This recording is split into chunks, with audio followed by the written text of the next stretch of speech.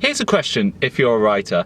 Have you ever had an idea that you wanted to write and then you talk about it with a friend, or maybe didn't even talk to them about it, you just had another writer friend who told you their idea and it was pretty much the same idea?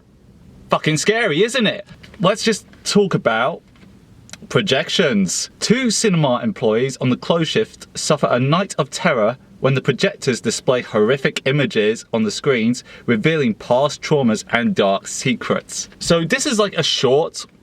This isn't really a feature, so I'm kind of cheating this. So the 2 cinema employees, 1 manager and 1 staff member, are on the close shift. Everyone's left the building, they're just closing up, turning everything off, turning the projectors off. They're about to leave, and the staff member, Daniel, hears something from one of the screens. And he sees like something is projecting on the screen. So he goes to his manager, Riley, and he says, "Hey, I thought you turned off all the projectors." And she goes, "I did, but there's something playing." And at first it's like these weird images. It's almost like Willy Wonka's crazy tunnel just being projected onto the screen. And then it cuts to that green title card of like, "This preview has been approved for all audiences," and this trailer plays. And it almost looks like a trailer for something like Boyhood. But Daniel looks at it and thinks, that's weird. This is my life. And Riley's like, "What?" And Dan's like, "I mean, that's not me, but it's like, that's an actor playing me. That happened to me. That happened to me. That happened to me. What the fuck?" And then they hear the vibrations from another screen in the screen next door. And it's like, is something playing in there? They go to the next screen. And again, this preview has been approved for all audiences. And it's like another like Boyhood-like trailer, but this time featuring a young woman, like a coming-of-age story. And Riley's like, "Holy shit, that's me. What the fuck is going on?" And then they hear that all the other screens are turning on, playing scenes from their life. Like a biopic has been made of their life. And so they go up to the projection room and they're trying to turn off the projectors, going as far as just unplugging them. They're not turning off. Something has taken over these projectors and is playing these images. They check out one of the screens. There's a scene playing, and Riley recognizes it as, "Wait, yeah, that happened to me. That was my friend's 17th birthday party when..." "Daniel, get the fuck out. We need to get out." And Daniel's like, "Why, what's up?" He's like, that was my friend's 17th birthday party and something horrible happened. I don't want it to be shown. Do you remember, I may be misremembering this, but I remember the tagline for the original Scream was, "Someone has taken their love of horror movies one step too far." So what this is, someone has taken their love of biopics one step too far. I'm gonna open the window because it's fucking hot in here. Do the other one, just get that breeze going. Essentially, something has made a biopic of each of our characters' lives.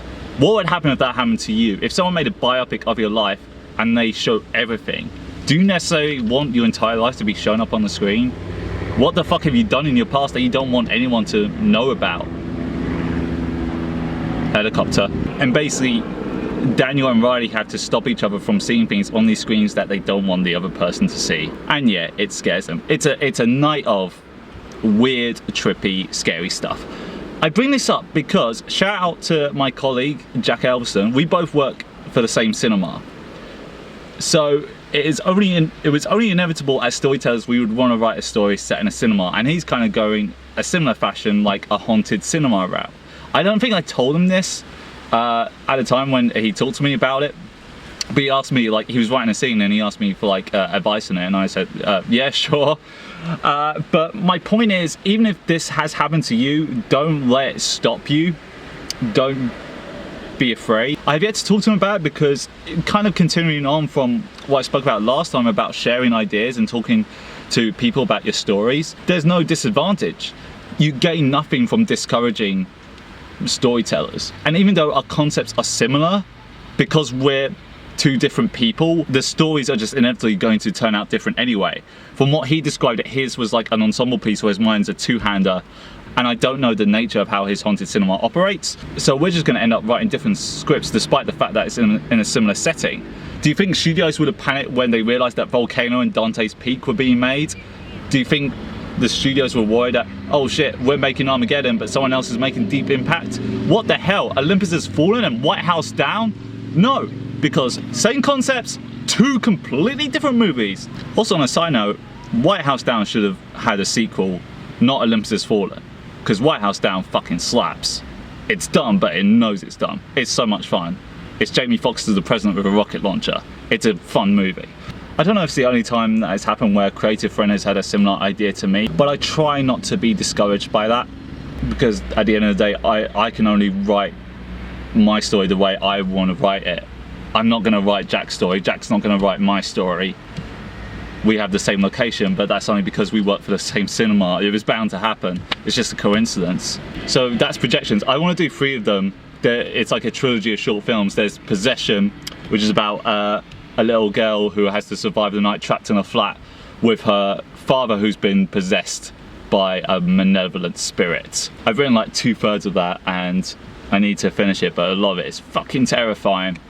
And I want to do a 3rd one, and I'm still rattling on about what the 3rd one would be. Like, they'd be like a spiritual trilogy of like short horrors. So my message to you is, someone has the same idea as you, fuck it, do it anyway, because it's still going to be different than what the other person is doing. It's not going to be better, it's not going to be worse, it's just going to be different. So do it. It's getting really hot in this car, so I'm going to drive and turn the AC on. Sorry this video took so long. Bye bye.